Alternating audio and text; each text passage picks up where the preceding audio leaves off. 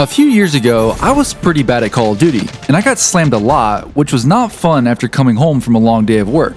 But after many months of frustration, I was able to start dropping 30 bombs on Rebirth Island. And the crazy thing is, I could have improved much faster if I had the right information. So today, I'm going to share with you 4 gameplays that represent different skill levels as I went from bot to pro, and in between each game, I'm going to give you one major tip that would have helped me reach the next skill level even faster. I also have a special announcement at the end of the video for those of you who really want to get better, so make sure to stick around. But first, we have to see what my skill level was like a few years ago.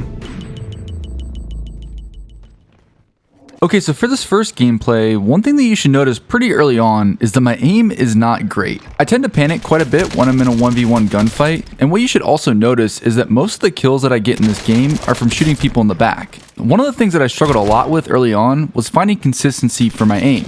I would have moments where it felt really good, but then there were other times where I just completely whiffed all of my shots. And a big reason for the inconsistency of my aim was my centering. When it was good, I typically won the gunfight, but when it was bad, things didn't go too well.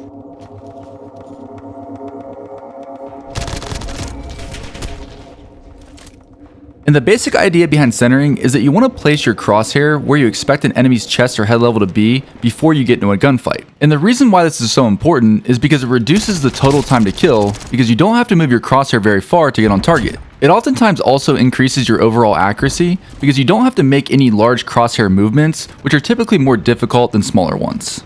And this next gunfight shows exactly why centering is so important. As you can see here, my crosshair was well below where I should have been aiming when I peeked through the window, and then I took way too much time trying to adjust my aim to get to the enemy.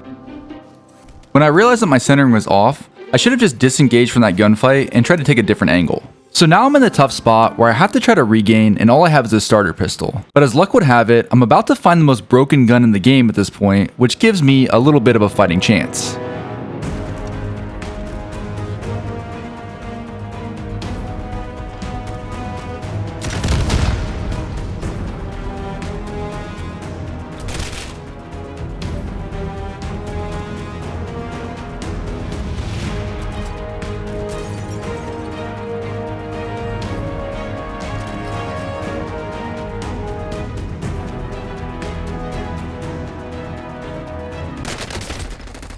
So there were definitely a lot of things that I needed to improve, but the major thing was my aim. Now, most advice that you hear is that when you want to improve your aim, go shoot bots. But that advice is just way too general.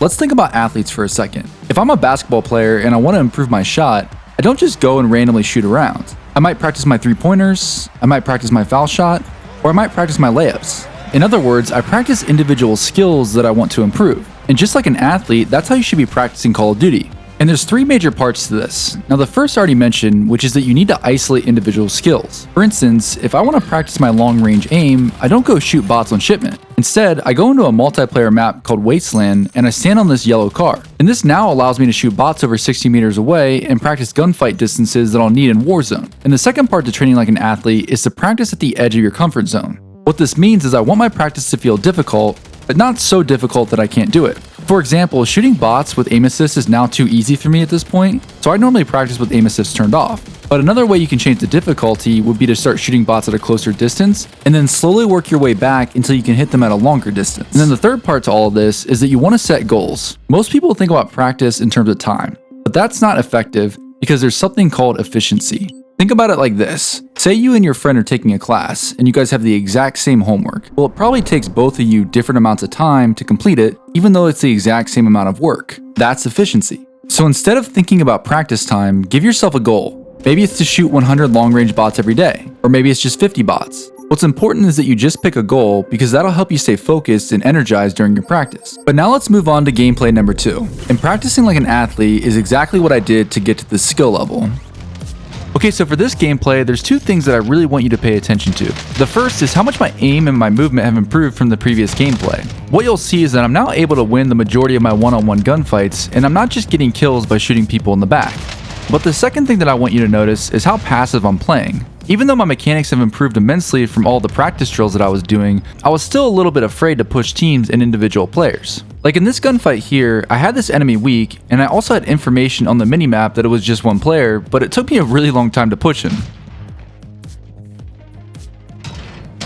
And I also made a huge mistake by not reloading my SMG, but I was able to use a little bit of movement to still win the gunfight. And after this, I rotated up to prison, and I think right here you can really see how much my aim has improved.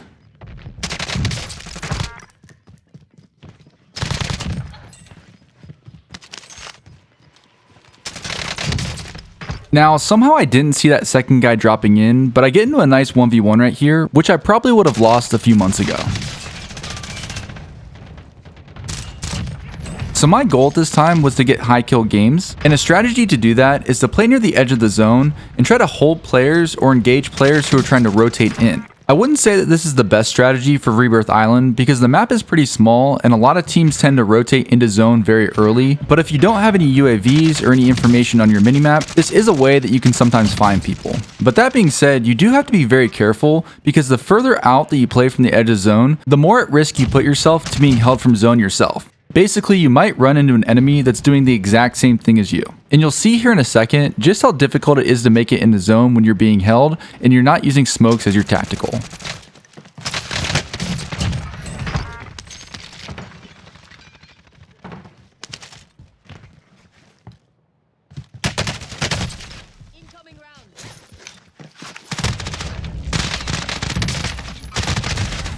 Now if we look at that death, I should have been centering in a location where there would have been an enemy, so my crosshair was a little bit off, and I got surprised when that player peeked me, but I did still almost recover and win the gunfight because I was able to use a little bit of movement to finesse. And that's really the main point to developing your movement. It makes you a harder target to hit, and it gives you more opportunities to get out of bad situations. But in terms of this gameplay, this is about when things started going wrong. Like I said earlier, my main goal for these games was to get high kill wins, but I was playing way too passive for that to happen. I was still afraid to push teams, and I spent about the next 3 minutes just sitting in these buildings. And I really don't get that many more kills. And if you think about it, a Rebirth game is about 12 minutes or so I spent about 25% of the game just sitting around trying to get kills from a long distance, and I really wasn't doing much. Now there's nothing wrong with doing that, but if your goal is to get high kill wins, you can't spend that amount of time just sitting around. Now eventually I do get the confidence to go push factory, but more and more teams are dying, which means that I have less opportunity to get kills. And what you'll find that with high kill games, oftentimes is a race against the clock. The slower that you play, the more difficult in general it's going to be to get more kills. Now that being said, you can't just run around like a madman or you're probably going to die a lot. So it's really finding that balance of making smart plays but also playing aggressively. Like for instance here, you'll see that I get this kill on this enemy, and then my minimap tells me that there's only one other player below me, but I never end up pushing him because I'm just playing so slow. What I do instead is I use that strategy from before where I go to play the edge of the zone and I try to hold players that are rotating in towards me. This isn't necessarily a bad strategy, but at this point in my improvement journey, I'm able to win my 1v1s and I'm winning a lot of gunfights, so there's really no reason to be playing this slow if I want to get more kills. But with Zone 4 closing and the end of the game approaching, things are about to get a little bit more crazy.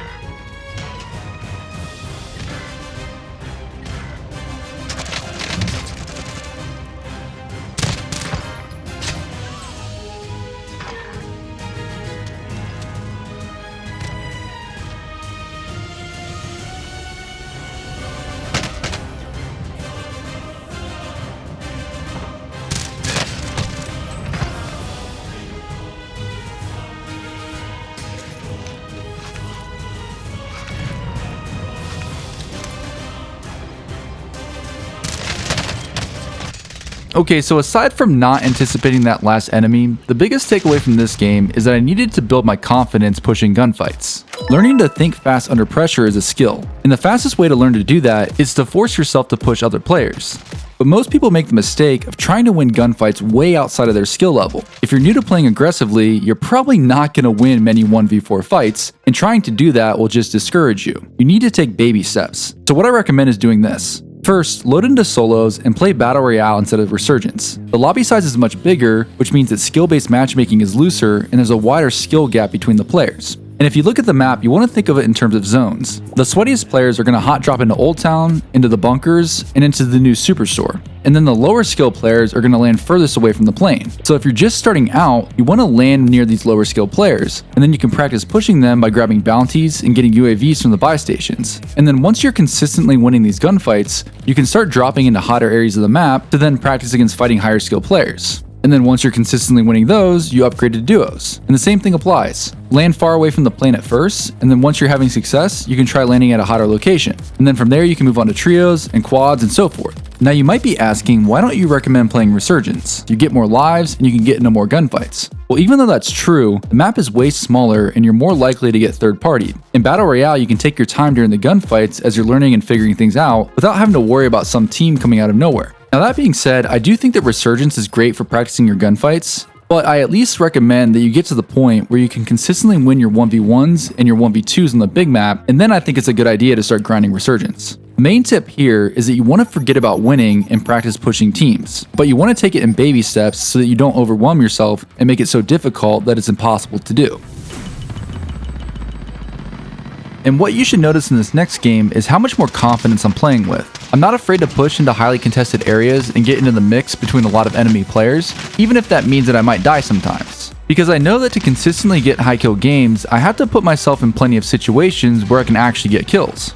I had also still been doing practice drills to work on my mechanics, and in these next couple of gunfights, I think you should be able to tell that my aim and my movement have definitely improved between this game and the last game.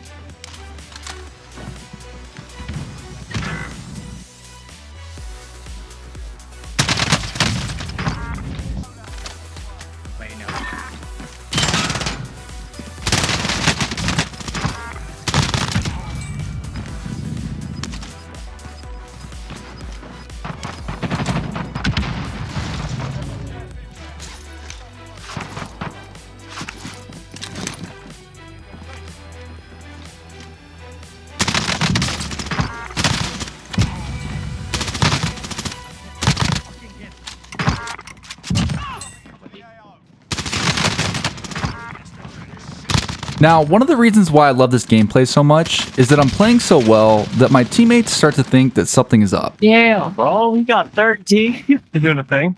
No, I'm not doing a thing. Yeah, I think it's a rite of passage for every good player that eventually you get so good that people think that you're cheating. But what most people don't see is all the work and practice that went on behind the scenes that got you to where you are. And this gameplay is just kind of funny to me because it was around this point that I really started to get accused of cheating all the time. But that being said, I still had many things that I could do to improve, and you're about to see that. Because at this point in the game, I've got 14 kills, but the lobby has died out pretty quickly, and I'm looking for another team to fight, but the one that I find is not exactly ideal for pushing. Yeah, it's a team of riot shielders, which is oftentimes the worst team to run into. Oh, it's done. So what ends up happening is I rotate to the other side of prison because I'm looking for a team to fight that isn't that riot shield team, but I end up wasting a lot of time just running around looking for other enemies. And like I mentioned in the last game, time is a precious resource when you're looking for high kill games. You don't want to waste any of it if you can avoid it. And as fate would have it, very soon after I get this kill, disaster strikes.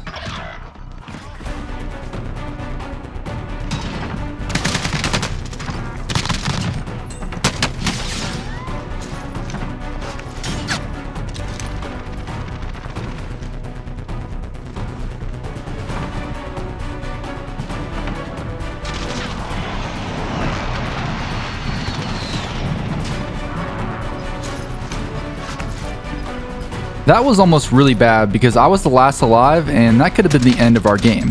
But luckily I was able to stay calm and get away and then get the reset for our team. And at this point in the game, I'm pretty much committed to holding these enemies out from the edge of the zone. A big part of that is that I know that this team has several riot shield players and I really want to get them out of the game so that I don't have to deal with them in the final zone.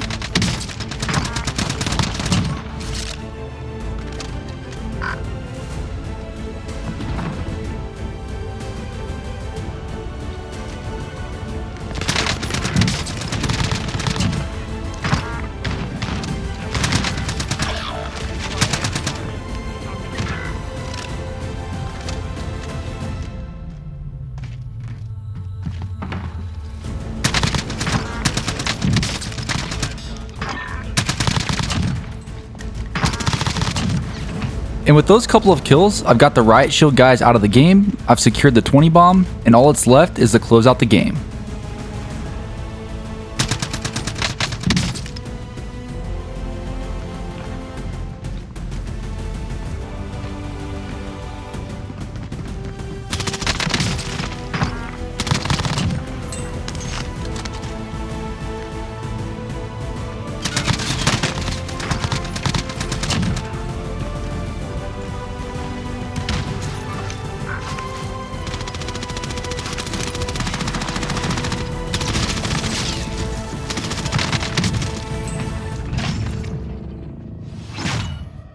Okay, so the big thing that I did wrong that game was I wasted way too much time running around looking for enemies to fight. I was playing very aggressive, but I didn't have a plan. And I didn't have a plan because I wasn't playing for information. One of the biggest skill gaps in Call of Duty is your minimap. This little thing gives you so much information on your opponents, but because it's up there in the corner of your screen, it's easy to forget about. What I should have been doing that game is trying to get more money to pop UAVs, and then using my minimap to find other players. Now, it took me a long time to figure out how to get better at using my minimap, but here's how I practice it. First, you need to download a metronome app onto your phone or onto your tablet, and the one that I recommend is free and it's called Pulse. And what a metronome does is it repeats sounds at an adjustable pace. So if I set it to 12, that means that it will beep at me 12 times every minute, or once every 5 seconds. So what I do is I hop into Plunder or into Lockdown or some mode that has infinite lives, and I just practice pushing teams. But every time that I hear a beep, I have to look at my minimap, even if I'm in a gunfight. And what this does is it conditions me to look at my minimap. And then after you do this for a while, it really becomes second nature. Now obviously in a game, you aren't going to look at the minimap when you're shooting at someone, but the point is to overcommit to look at it to build the habit, and then you can scale it back. And by focusing on playing for more information and using my minimap as much as possible, I was able to unlock the next level of skill, which you'll see in this next gameplay. Now what I want you to pay attention to is how I'm not wasting any time trying to find enemies. I'm constantly looking at my minimap for new information, and if I don't have any information, I'm going to a buy station to get a UAV so that I can get information. And if you think about it, the formula to getting high kill games is pretty simple. You get information, you push that team, you win the gunfights, and then you repeat. Now obviously the devil's in the details, and the execution is what's really important. You have to win your gunfights. And just like anything else, winning more gunfights comes down to repetition and feedback. You have to get into a lot of them, and then you have to watch the gameplay back and analyze what you're doing right and what you're doing wrong. And then you can make adjustments and then go back and try again. But you also have to realize that you're going to fail a lot. Even the best players in the game constantly fail when they're going for high kill games, because the reality is that there's a lot of luck in this game. Sometimes you're going to find yourself in situations that you just can't win. And when that happens, you just queue up into the next game and you go again. And eventually you get a game like this where it just seems like everything's going your way. And this game was actually the highest amount of kills that I ever got on Rebirth Island in Warzone 1. Now I do want to make it clear that I was not using a VPN for this gameplay, and I was not doing any weird matchmaking tricks to try to get easier lobbies, but that is something that you have to keep in mind because there are a lot of creators who are secretly VPNing or doing things to give them easier lobbies. So sometimes it's not that helpful to compare your gameplay to someone else's because you don't know what they're doing to get the lobbies that they're in. So I just want to make that clear that all the gameplays you've seen today are without the help of a VPN or any kind of weird thing, and it was just normal Call of Duty matchmaking. Now the rest of this gameplay is pretty fast paced, and I don't want to pause it because I want you to really see the pacing at which I'm playing compared to the other gameplays. So just pay attention to my minimap and how I'm using the information that it gives me to constantly stay in gunfights and not really have any downtime during the match. But make sure to stick around to the end of the gameplay because I have that special announcement that I'm excited to share with you guys, and I also think that tip number 4 is going to be really useful for a lot of you.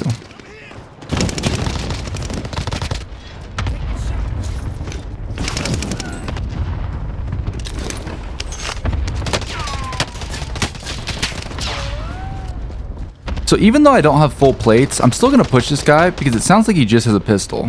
For every gunfight that you get into, there's definitely a risk versus reward balance, and sometimes you just have to play with a little bit more risk if you want to break your PRs.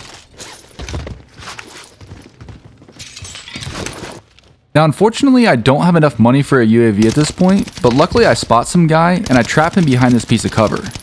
So I pretty much know that he has nowhere to go.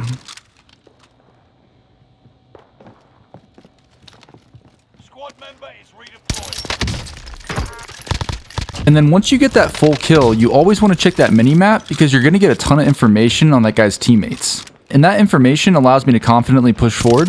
And then I use a little bit of map knowledge and game sense here to just realize that this guy's probably going to run and try to wrap around. And then I catch him at this other entrance to prison.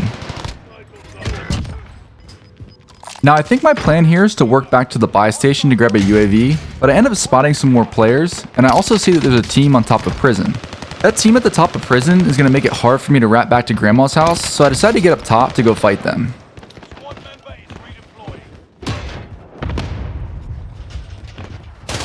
Now I end up getting shot in the back from somewhere, and I just pause to make sure that this player is not pushing me.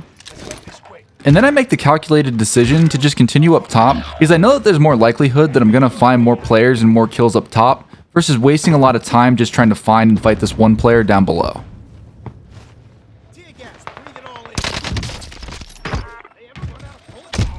Now one thing that's extremely underrated that a lot of good players do is they're constantly moving around.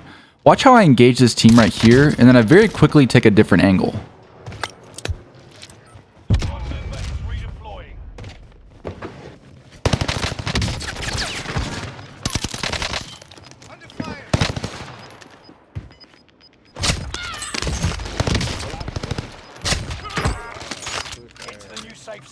Gas is closing in.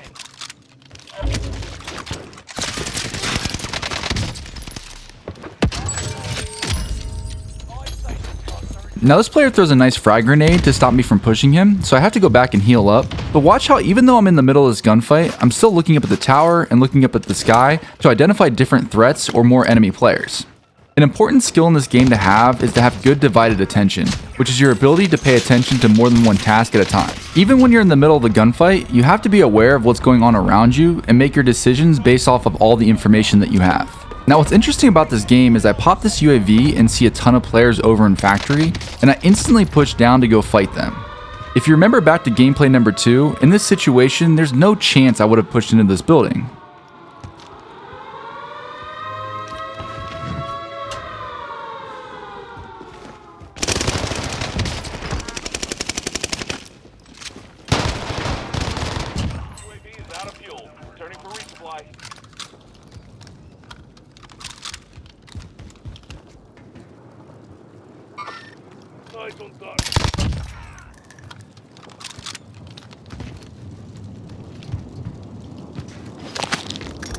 Now at this point in the game, the nerves are definitely starting to set in because I had never gotten a 30 bomb, and I could see that I was so close, but I knew that I still had to play pretty fast because I was afraid that the lobby was going to die out.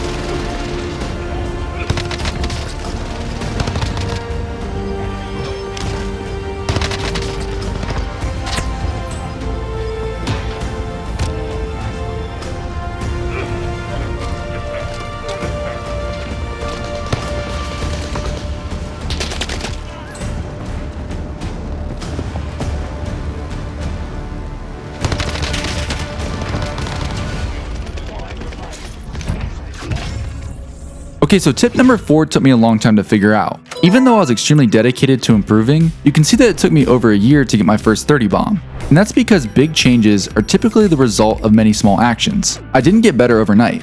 What I did was I came up with many practice drills and figured out ways to get better faster, because the reality was I didn't have 12 hours to play every day like most streamers. And if you're interested in getting better faster, I've just launched my YouTube memberships for this channel, and here I've already posted many of my aim drills that I use to practice, and I'll be continuously adding more practice drills and detailed guides to help you get better faster. These membership videos will contain more in-depth training and tips that I've never shared on any of the videos that you've seen on my channel, because I don't have to cut out any information or do any fancy editing so that the YouTube algorithm shows my videos to more people. But don't worry, I'm still going to be making high quality videos for this channel, so there's no pressure to join at all. But let's get back to tip number 4. And like I mentioned before, big changes take a long time. So tip number 4 is to track your practice sessions instead of worrying about getting a new high kill PR or worrying about your KD ratio. You have to realize that when you're trying to improve at something, you oftentimes don't notice that you're improving because the day-to-day changes are really small. And it's even worse in games that have skill-based matchmaking because the lobby strength can change from day to day. But tracking your practice is something that you can completely control. And you can do it with this tracking sheet that's available to download in the description. Now you can print it out or just use Paint. But the goal of this sheet is for you to track your practice sessions and try to never miss 2 days in a row. It's great if you can practice every day, but I know that life sometimes gets in the way. And if you meet this goal by the end of the month, you want to make sure to give yourself a reward. Maybe you go out to eat at your favorite restaurant, or maybe you buy that new controller that you've been wanting. You want to try to make practice as fun and rewarding as possible because improvement compounds. Focusing on just showing up to practice and getting 1% better every week will completely change your gameplay if you just give it a little bit of time. I hope you guys enjoyed the video, and I'll see you guys in the next one.